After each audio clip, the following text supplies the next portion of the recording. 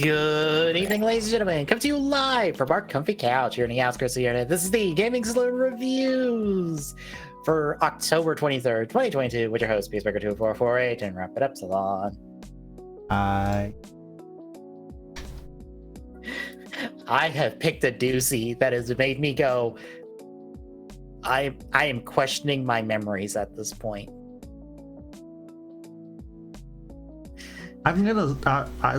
I told you this beforehand, but legitimately, I am willing to give the show more than one shot simply because we're doing it for TGSR. Yeah. If this was me watching it, probably by the end of the third episode, I probably would have dropped it. Definitely by the end of these first four, I would have. Yeah, I don't blame you. But yeah, folks, it's our start of Kamen Rider Hibiki this week, and we'll have a lot to talk about with Hibiki before we even get to the fucking recaps, because I don't know how much we can recap, because not a whole lot happened across a lot of scenes. Like, our pages are 11, or our notes are, my notes here is 11 pages long, but that's only because I copied the writer wiki's notes, because I'm like, At the very least, I am super glad to know that you also say that there was not a whole lot that went on, because... Yeah, I legitimately forgot episode 1 started like it did until it happened. And then it was just oh right, oh fuck, oh no, I forgot. You know what's immensely weird, though? That part didn't bother me. That was actually, like, the only part of the 4 episodes that didn't bother me was the little pseudo-musicals that they were doing. And the show that is about music. And I have to think, because I started out, I was like, oh, we're doing this. But then the more I was realizing how much work went into them syncing up stuff to make that work, I'm like, okay, you've impressed me with that.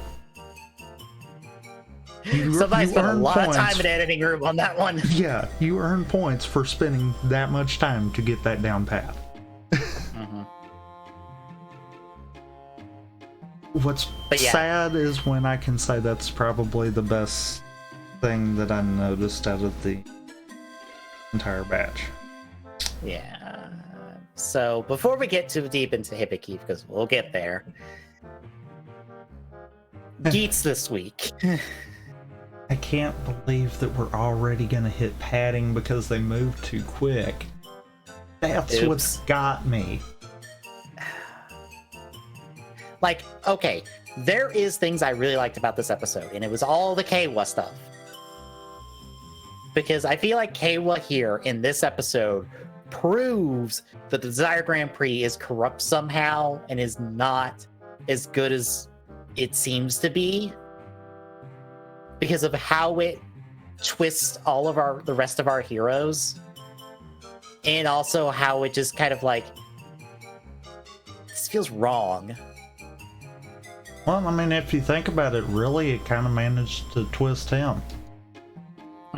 Because, I mean, spoilers if you haven't seen it, but he also kind of finds out that, you know, the thing he's participating in now has been the cause of his parents' death and is the reason why his sister's been kidnapped.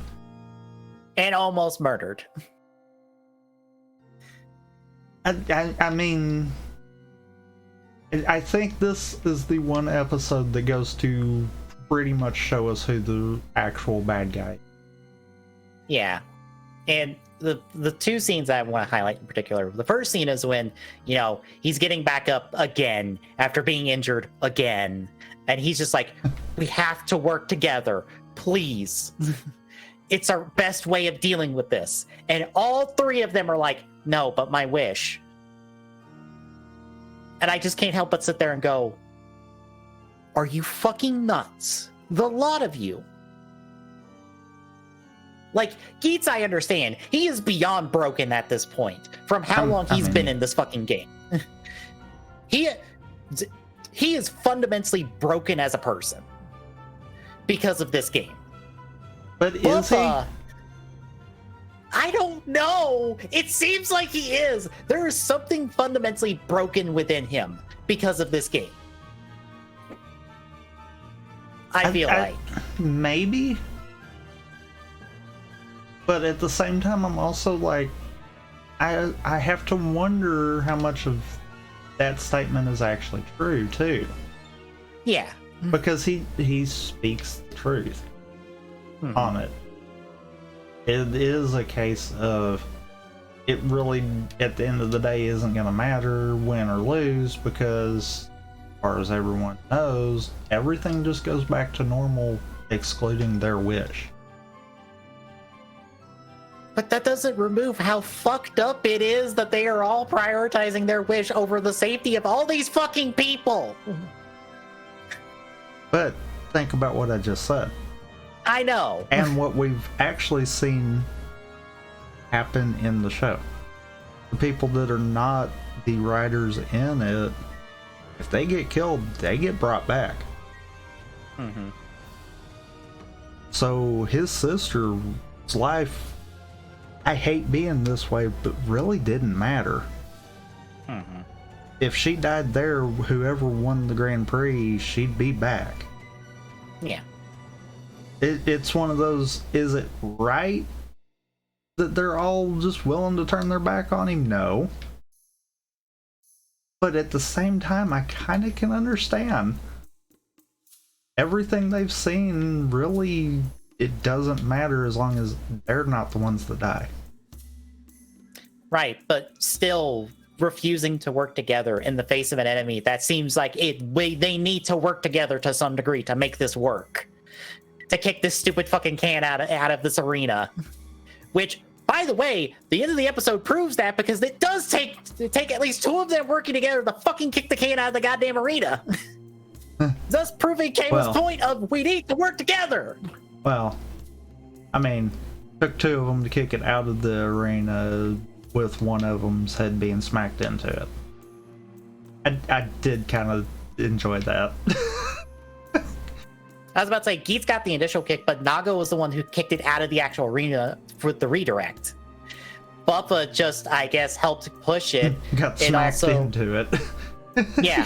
And also, Tycoon was the one distracting the monster long enough for them to actually fucking accomplish that, meaning they had to work together, thus proving his fucking point. We have to work together with this shit. It doesn't matter what our wishes are. If we don't beat this monster, we will die. At some point, we have to put our selfish desires aside and work together.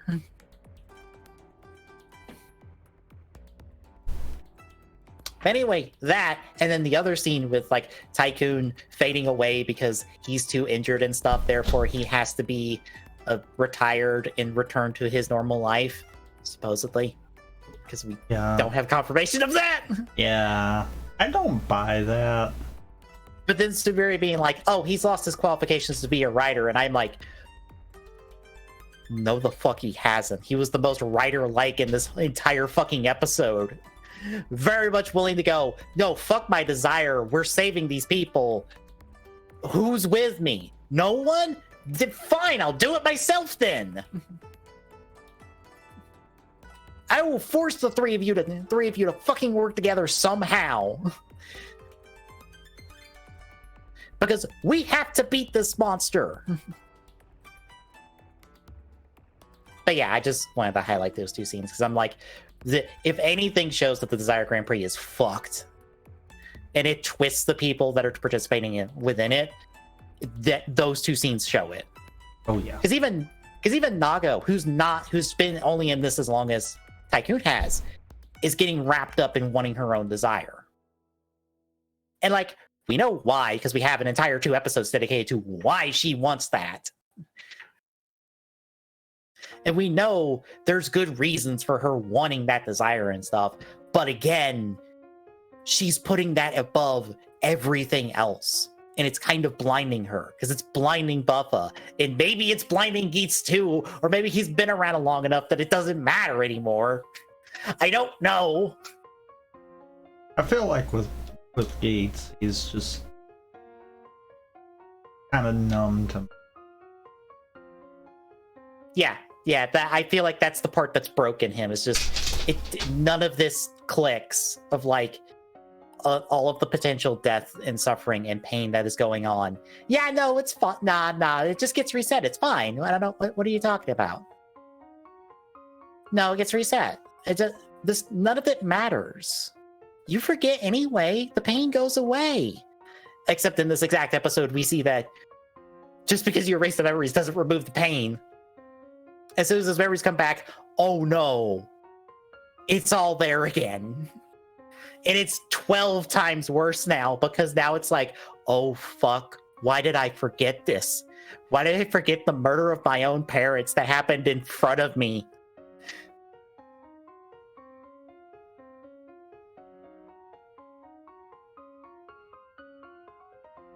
But yeah. Also, unfortunately, we seem to be moving in a territory because it's like, oh, this is the final boss, except not. Because, oops. We need like a couple more pairs of episodes to show off Monster, essentially. Damn you, toy releases!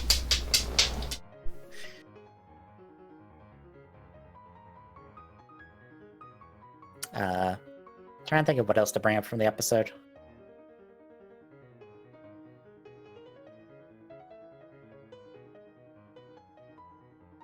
I can't think of much else. Can you? Not really. Okay. But yeah, that's Keats for the week, folks. So let's talk about Hibiki. Oh boy. Hibiki debuted, just to get the front end information out of the way, January 30th, 2005.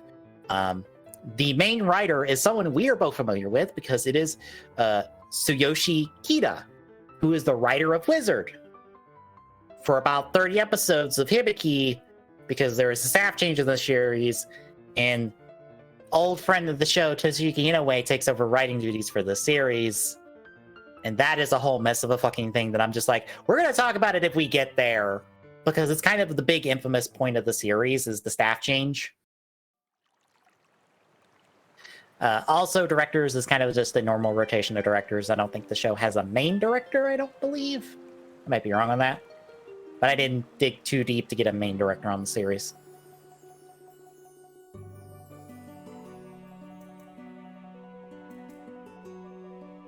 But anywho, how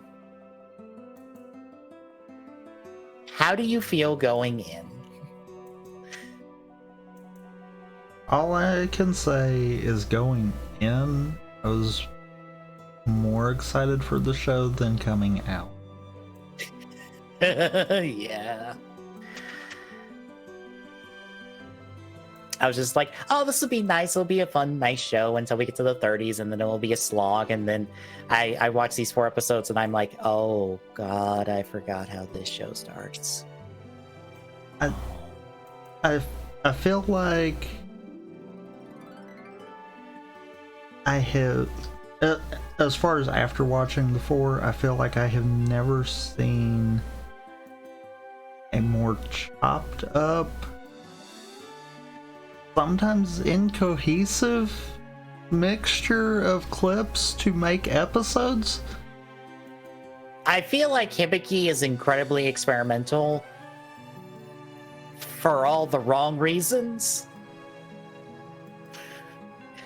I feel like this is the most experimental writer show at the time. And oh boy, do the pains of being an incredibly experimental show. You know what's bad? Coming out of this, I pretty much can only be like, okay, we have Ryder that transforms with tuning fork thing. We have monsters. We have disc gadgets. That is show. Because we really do not get a whole lot of anything to back any of it up. Yeah. And what's bad is most of that, if you know the general premise of Hibiki, you already got it. If you have seen any other appearance of Hibiki from anything besides this show, like if you've seen the Hibiki episodes from fucking Decade or Geo, you have that exact concept besides the disc animals. And I think that's what gets me more than anything.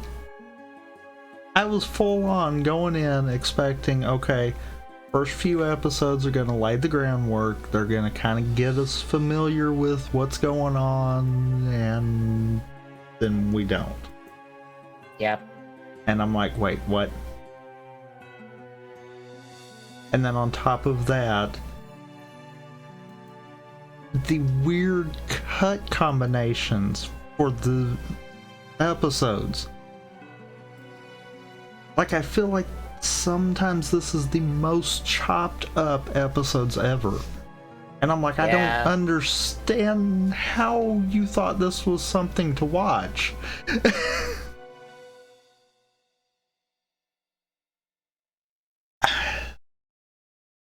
To me, it just felt like it made it so hard to follow what one plot thread that I really, by the end of it, just didn't care.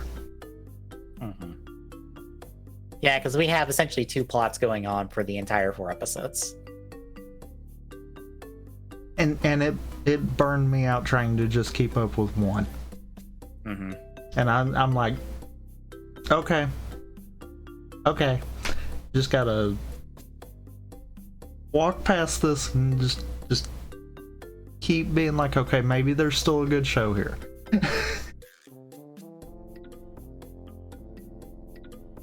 First 4 episodes definitely are not the ones to try to be like, okay, make or break the show right here. That's for darn sure. Yeah, so let's get into the episodes then to untangle this mess somewhat. So we're gonna kick off with episode 1, the Echoing Oni, aka the pun episode, because the episode title is what Hibiki's name means.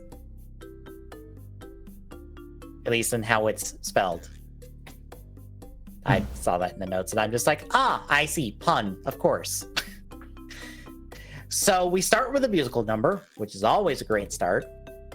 Following our main character, Asuma. Or Asumu. I'm just gonna call him the main character because he is the main character. I mean, yeah. So he's writing to school, singing a melody about stuff, and we got all sorts of sound effects and stuff to play along to the sound, and it's well put together, but also very jarring because it's like, what is happening? What is a musical number doing in my writer show? I mean, it works. I'm not mad over it by no means.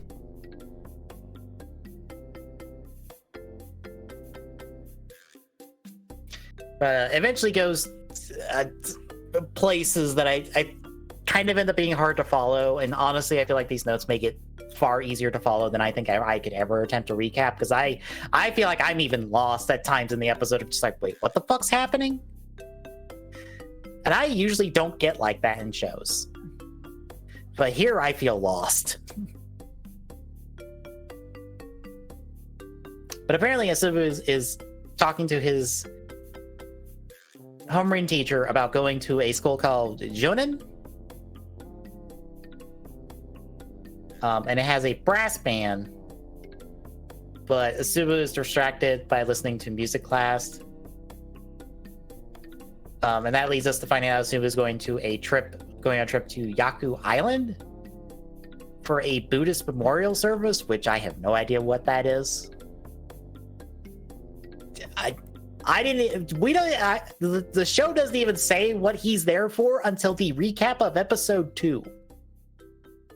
You know, the last time on Hibiki recap in episode 2, I think, or 3, one of the two, says what he's there for, because the show doesn't bother to say what he's there for at all. Yeah. But he gets on the boat. We meet his mom, Ikuko. We also meet Asuma's friend Hitomi earlier in the episode, but like she barely matters till the 4th episode, so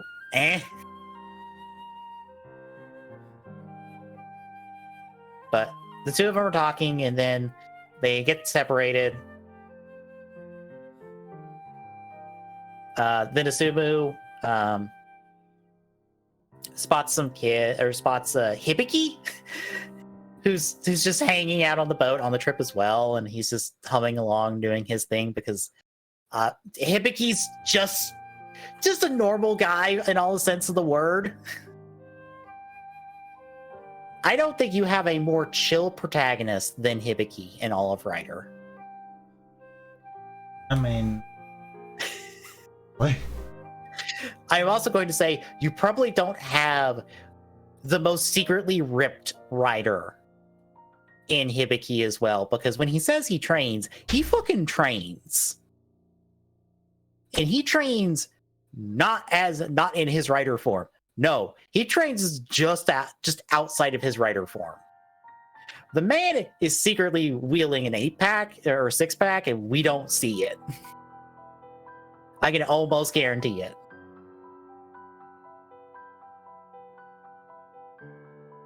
But yeah, this kid falls over the side of the boat because he wants to see the dolphins and stuff. And Hibiki manages to jump down 2 levels of the boat, or 2 floors of the boat, catch the kid, have the kid in one hand, holding onto the boat another, and then lifts both of them over the railing, and then kind of just walks off like, oh, well, that happened. Bye. Just going, I train a whole bunch. That's why I was able to do that. Nothing weird going on here. Bye. So that happens. We then cut to the forest, where the Makamau, which are the main villains of Hibiki, the Doji and Hime, the pair of them, that's practically what their names are.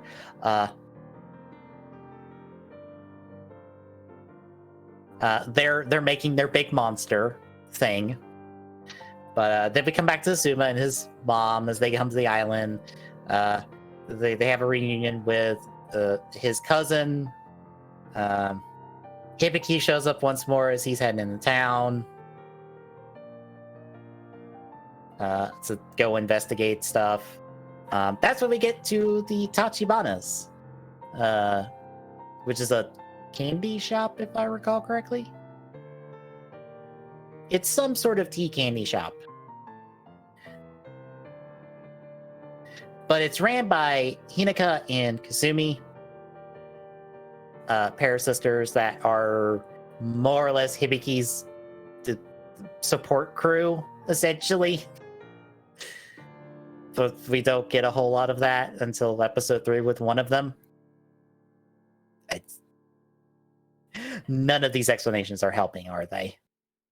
Nope. This all just sounds like nonsense. Yep.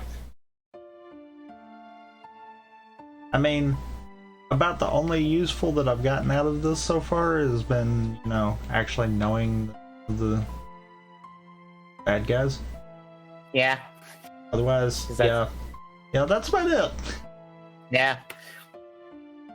But yeah, Hibiki checks in with stuff, saying he's there and he's on the lookout and stuff.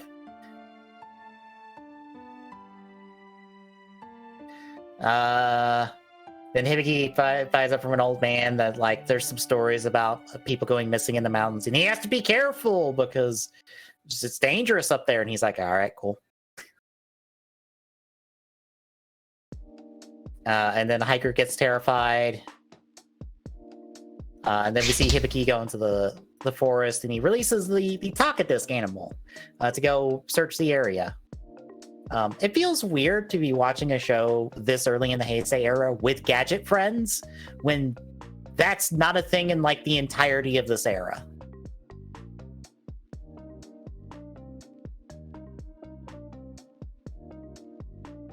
Yeah, I didn't really think about that, but you're right. Yeah, we didn't really have gadget friends until Double. Yet Hibiki is here with gadget friends, in mass even. And they are probably more useful than, like, most of the gadget friends from Foresight. Yeah. At least the double ones helped out the Shotaro Philip in a pinch, and the other ones did things every now and again. But these ones are just like, yeah, no, we just hunt the area, we just stare down search. Like they do work.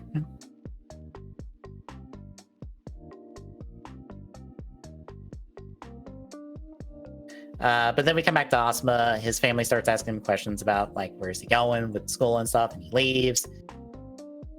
And then he runs into does his mom take him? No, his cousin.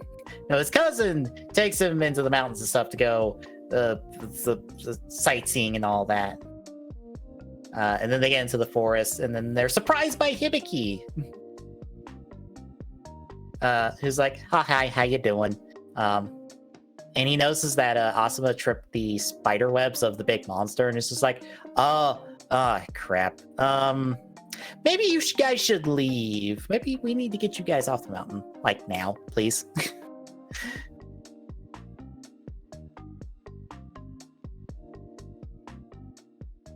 But then his cousin gets snatched in the spider webs, and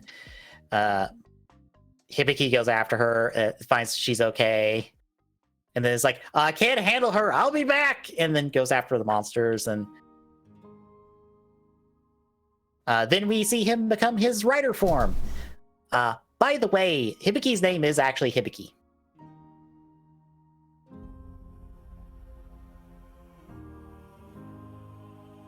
So it feels weird because I often sometimes call writers by their writer name or their human name, and here it's both.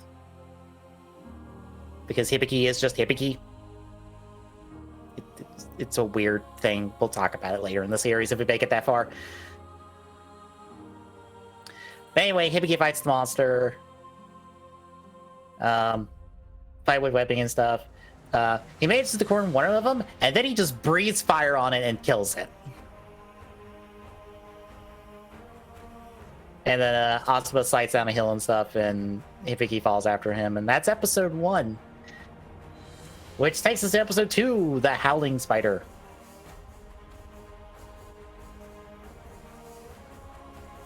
So Hibiki beat one of the monsters, and he helps Asuma back to the cousin, or Asuma gets back to his cousin, and then Hibiki shows up in his human form to be like, oh, hey guys, how's it going? And they help her, he helps them get off the mountain into Asuma's cousin's car. And then we see Hibiki try to drive it, but he can't because he does not know how to drive car. Because why would Hibiki know how to drive car? Car is more trouble than it's worth.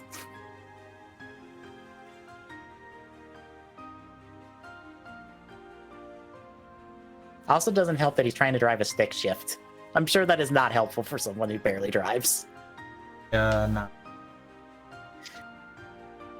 But to get back, the cousin's kind of taken care of. Hibiki kind of stays for the night for a little bit, but then kind of fucks off and leaves because he's got bigger shit to do. We also find out that he's from the same area in Tokyo as Asuma, so they're near each other. That just sets up them to get to meet later.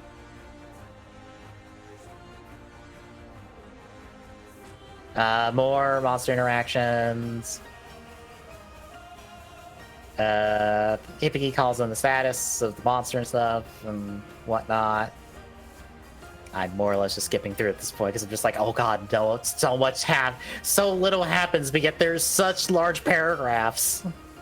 Right.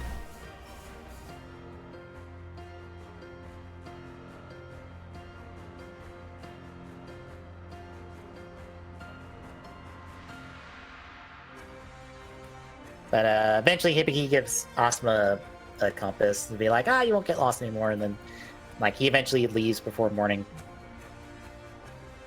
Asuma then ends up following Hibiki back into the mountains.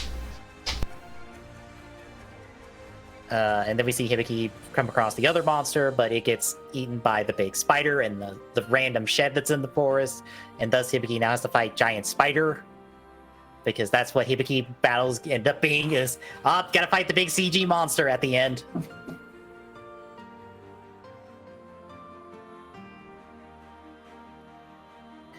But yeah, as Asuma's running away, Hibiki fights Big Giant Spider. Eventually fights it down into like this like small little pond bed.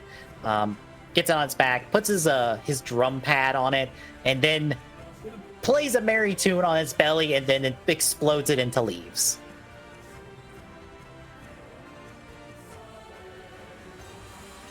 And thus the monster's beaten, and that's pretty much episode 2. So, how do you feel halfway through? Feel like a lot should have happened, but hasn't. Yeah.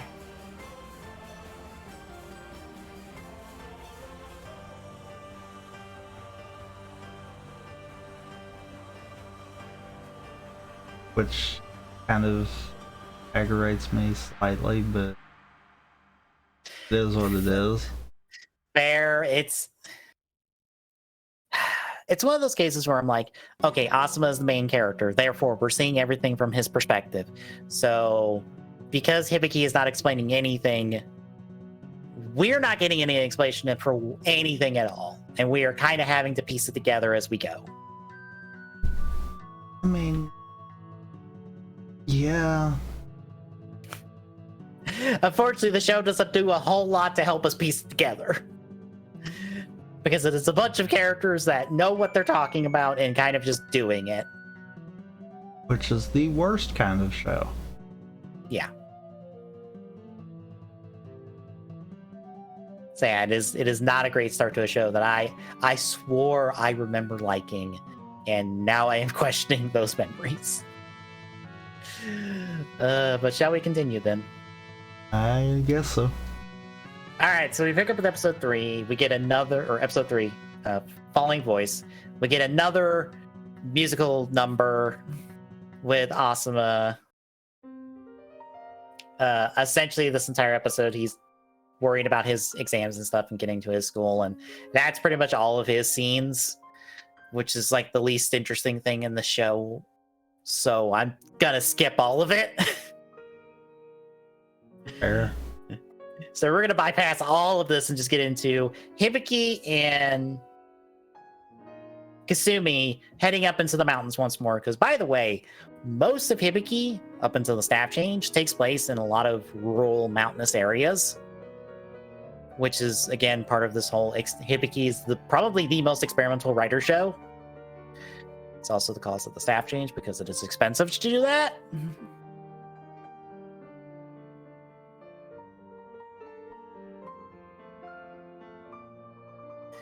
But as Kasumi and Hibiki are going up there to search and stuff, Kasumi finds out about Hibiki revealing himself to Asumu on accident. And he's just like, you need to talk to him about that. And Hibiki's like, fine, I'll talk to him about it eventually.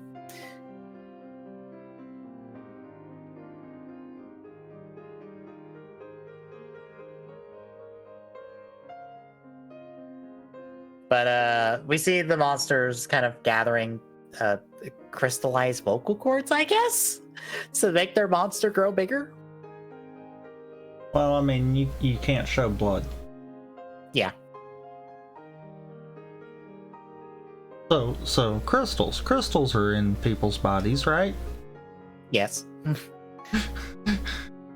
yeah, so eventually the whole episode we're following Hibiki and Kasumi as they're trying to find the monster, and they use all of their these cases of disc animals of like a bird, a gorilla, and a wolf variety to kind of search the area while they kind of camp out and kind of wait in a centralized location. Because I'm just going to tell you this right now, Hibiki is a part of an organization called Akashi that essentially is just a bunch of Oni and a bunch of people that support the Oni that take care of these monsters on a regular basis. More or less, it's Garo, but in a writer show. Because they've been doing this for centuries. Hibiki is not even the first Hibiki. He's probably like the 50th Hibiki at this point.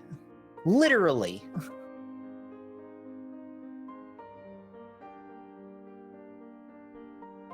But I'm sure no one who's watched Garo, you included, have any idea what that comparison means, but that's the best comparison I can give.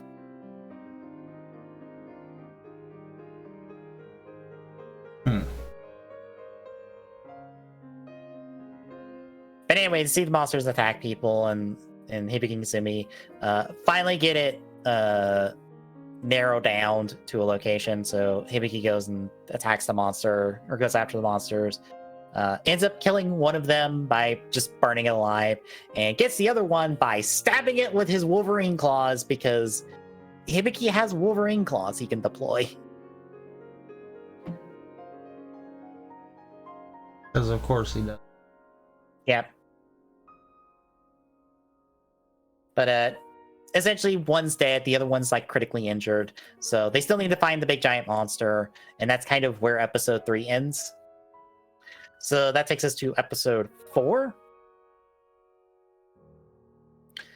where Asuma's plotline is him and his friend end up finding what is his name? Ichiro Tachibana, who runs the candy shop and stuff. And is kind of one of the head people, at least of this branch of the Akashi organization. They end up following him for most of the episode because Asumu accidentally hears him talk about Hibiki.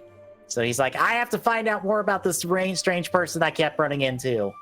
So the two of them keep following him and stuff. And he outruns the both of them, and it comes back to him. It's just like, y'all don't run very much, do ya?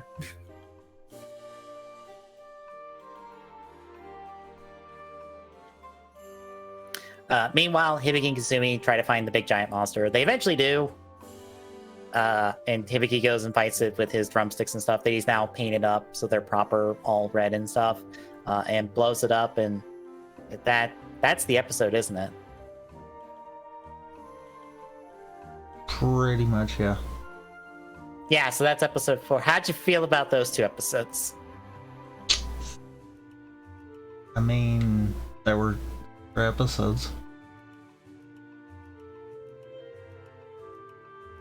I mean, yeah, the battles are fine.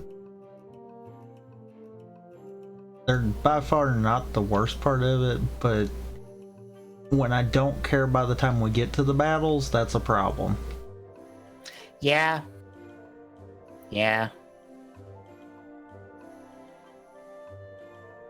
It is. I don't want to hate the show, but I'm also like, I have made a terrible decision, because unless the show picks up in the next batch of episodes, I don't know what to do.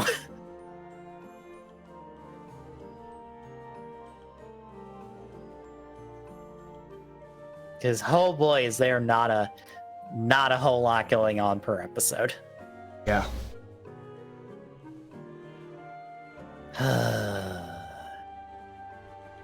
So yeah, anything else, I guess? No. Okay, the next week, it's more of this, in hopes it's more interesting things.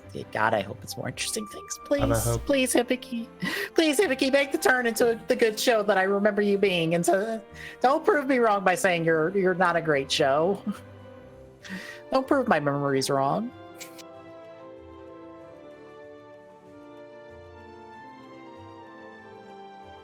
Yeah, there's that. Between now and then, tomorrow, Tommy's continuing his Windbreaker Rando.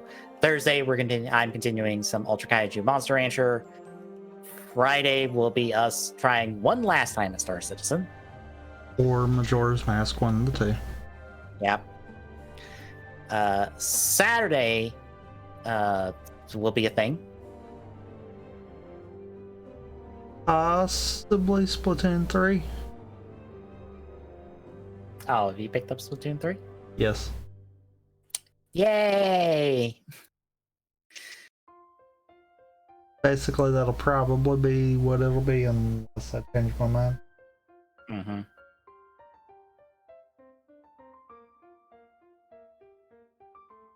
Yeah, that'll be the tentative plans for Saturday, and then Sunday is more Hibiki. Maybe not for long, though. So if you like what you're seeing, folks, drop a follow. I really appreciate it. Chipping away that affiliate goal. At TG on our Twitter. Kids, you updates of life. Next pitch point, Discord, and tech is little thing. Drop by, say hi. See you tomorrow, folks.